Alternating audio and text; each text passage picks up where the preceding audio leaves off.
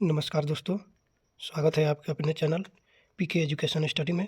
आज हम पढ़ेंगे बायोलॉजी के सेकेंड चैप्टर कोशिका के सबसे महत्वपूर्ण प्रश्न जो SSC, railway, UPSC, banking, Bihar दरोगा, बिहार पुलिस और सभी कॉम्पिटिटिव एग्जाम के लिए बेहद ज़रूरी है।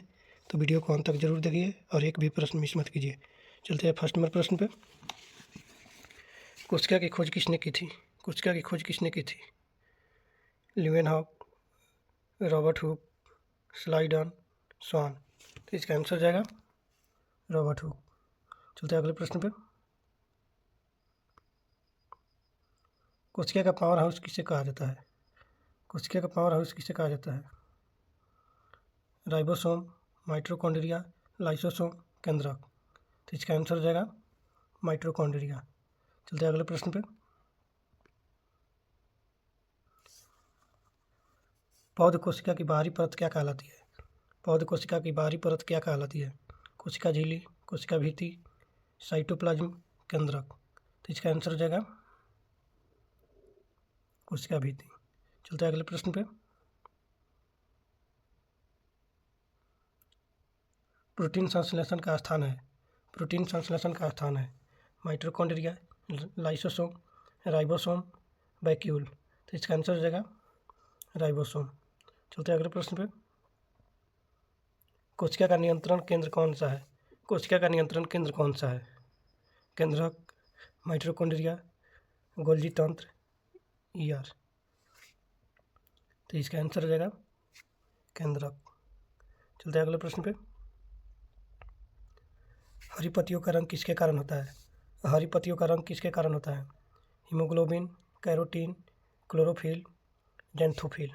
इसका आंसर हो जाएगा क्लोरोफिल। चलते हैं अगले प्रश्न पे। लाइसोसोम को क्या कहा जाता है? लाइसोसोम को क्या कहा जाता है?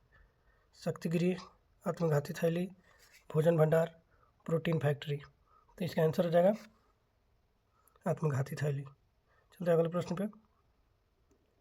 डीएनए कहाँ पाया जाता है? डीएनए कहाँ पाया जाता है? इसका आंसर हो जाएगा केंद्रक में। चलते हैं अगले प्रश्न पे। सबसे छोटी इकाई, सबसे छोटी कोशिका है। सबसे छोटी कोशिका है। सबसे छोटी कोशिका है माइकोप्लाज्मा। सबसे छोटी कोशिका है माइकोप्लाज्मा। चलते हैं अगले प्रश्न पे। पौध कोशिका में बड़ी रिक्तिका किससे भरी होती है? पौध कोशिका में बड़ी रिक्तिका किससे भरी होती है? तो इसका आंसर जाएगा कोशिका दुर्ग। चलते हैं अगले प्रश्न पे। कोशिका झिल्ली किससे बनी होती है? कोशिका झिल्ली किससे बनी होती है? इसका आंसर हो जाएगा लिपिड और प्रोटीन। लिपिड और प्रोटीन से। चलते हैं अगले प्रश्न पे। श्वसन क्रिया होती है। श्वसन क्रिया होती है। श्वसन क्रिया होती है। इसका आंसर हो जाएगा माइटोकॉन्ड्रिया में।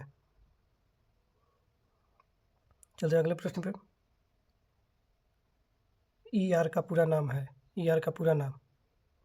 ईआर का पूरा नाम एंडोप्लाज्मिक रेटिकुलम है। Endoplasmic reticulum. चलते हैं अगले प्रश्न पे। पौध कोशिका में नहीं पाया जाता है। पौध कोशिका में नहीं पाया जाता है। इसका आंसर हो जाएगा सेंट्रियोल। सेंट्रियोल में नहीं पाया जाता है। चलते हैं अगले प्रश्न पे। गोल्जी तंत्र का कार्य है। गोल्जी तंत्र का कार्य है। गोल्जी तंत्र का कार्य है। इसका आंसर हो जाएगा प्रोटीन संशोधन। गोल्जी तंत्र का कार्य प्रोटीन संशोधन है। चलते हैं अगले प्रश्न पे। मानव आरबीसी में क्या नहीं होता है? मानव आरबीसी में क्या नहीं होता है? इसका आंसर हो जाएगा केंद्रक नहीं होता है। चलते हैं अगले प्रश्न पे। कोशिका विभाजन का अध्ययन कहलाता है। कोशिका विभाजन का अध्ययन कहलाता है। इसका आंसर हो जाएगा साइटोलॉजी। कोशिका विभाजन का अध्ययन कहलाता है साइटोलॉजी। चलते हैं अगले प्रश्न पे। राइबोसोम कहाँ पाया जाता है? राइबोसोम कहाँ पाया जाता है? राइबोसोम कहाँ पाया जाता है? ईआर पर और साइटोप्लाज्म में। एंडोप्लाज्मिक रेटिकुलम पर और साइटोप्लाज्म में। इसका आंसर हो जाएगा। चलते हैं अगले प्रश्न पे।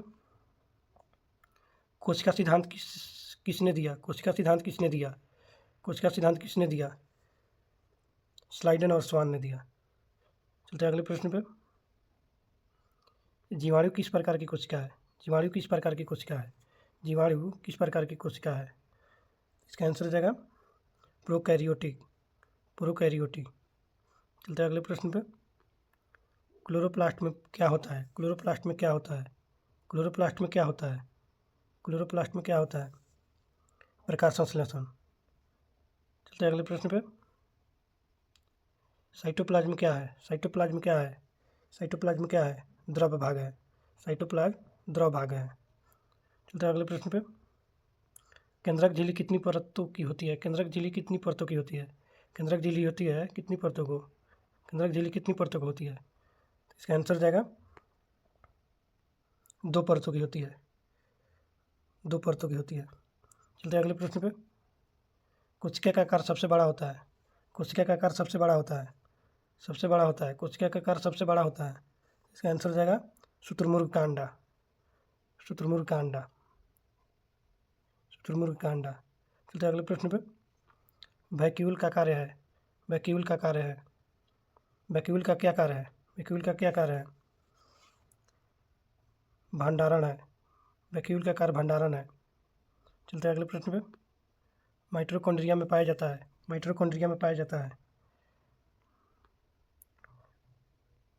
RNA, DNA. इसका आंसर हो जाएगा दोनों। चलते हैं अगले प्रश्न पे। कोशिका भित्ति किससे बनी होती है? कोशिका भित्ति किससे बनी होती है? कोशिका भित्ति किससे बनी होती है? सेल्यूलोज से बनी होती है। कोशिका भित्ति जो है सेल्यूलोज से बनी होती है। चलते हैं अगले प्रश्न पे। जीवों का मूल संरचनात्मक इकाई है। जीवों की मूल संरचनात्मक इकाई है। इसका आंसर हो जाएगा कोशिका। जीवों की मूल संरचनात्मक इकाई कोशिका है। चलते हैं अगले प्रश्न पे। लाइसोसोम किस कोशिका में अधिक होते हैं? लाइसोसोम किस कोशिका में अधिक होते हैं? लाइसोसोम किस कोशिका में अधिक होते हैं? श्वेत रक्तकण में। श्वेत रक्तकण में। श्वेत रक्तकण में। चलते हैं अगले प्रश्न पे। कोशिका झिल्ली को कहते हैं। कोशिका झिल्ली को कहते हैं। कोशिका झिल्ली को क्या कहते हैं? इसका आंसर हो जाएगा चयनात्मक पारगम्य। चयनात्मक पारगम्य। चलते हैं अगले प्रश्न पे। प्रोटीन का निर्माण होता है। प्रोटीन का निर्माण होता है किसमें? प्रोटीन का निर्माण होता है। इसका आंसर हो जाएगा राइबोसोम। प्रोटीन का निर्माण राइबोसोम में। राइबोसोम। प्रोटीन का निर्माण होता है राइबोसोम। चलते हैं अगले प्रश्न पे। कोशिका द्रव्य को कहते हैं। कोशिका द्रव्य को कहते हैं। कोशिका द्रव को कहते हैं। इसका आंसर हो जाएगा साइटोसोल। साइटोसोल। चलते हैं अगले प्रश्न पे। केंद्रक में पाया जाता है। केंद्रक में पाया जाता है। केंद्रक में पाया जाता है क्रोमोसोम। केंद्रक में पाया जाता है क्रोमोसोम। चलते हैं अगले प्रश्न पे। डीएनए का पूरा नाम है। डीएनए का पूरा नाम है डीऑक्सी न्यूक्लिक एसिड। डीएनए का पूरा नाम है deoxy nucleic acid. Deoxy nucleic acid. चलते हैं अगले प्रश्न पे। प्रकाश संश्लेषण का स्थान है। प्रकाश संश्लेषण का स्थान है। प्रकाश संश्लेषण का स्थान है क्लोरोप्लास्ट। क्लोरोप्लास्ट। चलते हैं अगले प्रश्न पे। सेंट्रियोल पाया जाता है। सेंट्रियोल पाया जाता है। सेंट्रियोल पाया जाता है पशु कोशिका में। सेंट्रियोल पाया जाता है पशु कोशिका में। चलते हैं अगले प्रश्न पे। कोशिका का अध्ययन कहलाता है। कोशिका का अध्ययन कहलाता है साइटोलॉजी। कोशिका का अध्ययन कहलाता है साइटोलॉजी। चलते हैं अगले प्रश्न पे। सबसे अधिक ऊर्जा की आवश्यकता होती है। सबसे अधिक ऊर्जा की आवश्यकता होती है मांसपेशी कोशिका। मांसपेशी कोशिका में। चलते हैं अगले प्रश्न पे। केंद्रक के भीतर द्रव को कहते हैं। केंद्रक के भीतर द्रव को कहते हैं। इसका आंसर हो जाएगा न्यूक्लियोप्लाज्म। न्यूक्लियोप्लाज्म। चलते हैं अगले प्रश्न पे। जीवाणु में क्या नहीं होता है? जीवाणु में क्या नहीं होता है? इसका आंसर हो जाएगा केंद्रक। केंद्रक नहीं होता है। चलते हैं अगले प्रश्न पे। कोशिका विभाजन के 2 प्रकार है। कोशिका विभाजन के 2 प्रकार है माइटोसिस और मियोसिस। Mitosis, meiosis. चलते हैं अगले प्रश्न पे। माइटोसिस होता है माइटोसिस होता है कायिक कोशिकाओं में। कायिक कोशिकाओं में। कायिक कोशिकाओं में। चलते हैं अगले प्रश्न पे। मियोसिस से बनती है। मियोसिस से बनती है।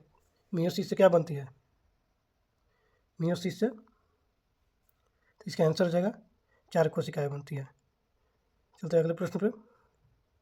आरएनए का कार्य है, आरएनए का कार्य है, आरएनए का कार्य है प्रोटीन संश्लेषण। चलते हैं अगले प्रश्न पे। क्रोमोसोम बने होते हैं, क्रोमोसोम बने होते हैं, किससे बने होते हैं क्रोमोसोम? इसका आंसर हो जाएगा डीएनए और प्रोटीन से, डीएनए और प्रोटीन से। चलते हैं अगले प्रश्न पे। कोशिका झिल्ली की खोज किसने की? कोशिका झिल्ली की खोज, कोशिका झिल्ली की खोज किसने की? तो इसका आंसर हो जाएगा स्वान ने की, कोशिका झिल्ली की खोज स्वान ने की। चलते हैं अगले प्रश्न पे। फ्लूइड मोजेक मॉडल किससे संबंधित है? फ्लूइड मोजेक मॉडल किससे संबंधित है? तो इसका आंसर हो जाएगा कोशिका झिल्ली से। चलते हैं अगले प्रश्न पे। पौध कोशिका में ऊर्जा कहाँ बनती है? पौध कोशिका में ऊर्जा कहाँ बनती है? तो इसका आंसर हो जाएगा क्लोरोप्लास्ट, माइटोकॉन्ड्रिया, दोनों में। चलते हैं अगले प्रश्न पे।